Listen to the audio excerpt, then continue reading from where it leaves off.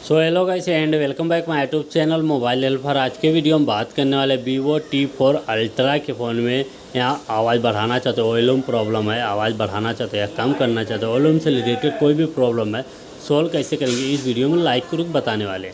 तो सेटिंग को यहाँ ओपन करना, तो आपके सामने ऐसा इंटरफेस शो होता है।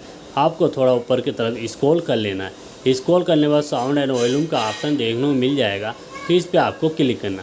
यहाँ पे क्लिक करने के बाद यहाँ रिंगटोन का वॉल्यूम बढ़ा सकते हो, नोटिफिकेशन वॉल्यूम बढ़ा सकते हो, अलार्म वॉल्यूम जो भी यहाँ से बढ़ाना है। फिर यहाँ से देखने को मिलता है ऑडियो वाला ऑप्शन, ये ऑप्शन आप में बंद होगा, इसको ऑन कर देना। अभी अगर गाइस इसको ऑन करते हो तो बंद रहेगा, तो 100% बढ़ेगा वॉल्यूम। अगर ये ऑप्शन को हम ऑन कर देते हो तो 150% देखने को मिल जाता है वॉल्यूम प्रॉब्लम यहाँ से बढ़ जाएगा आवाज़। तो यहाँ से वॉल्यूम प्रॉब्लम सोल्व कर सकते हो और ऊपर से भी कम तेज़ कर सकते हो। तो हमारी वीडियो कैसी लगी कमेंट में ज़रूर बताना। अगर हमारी वीडियो यूजफुल लगे तो लाइक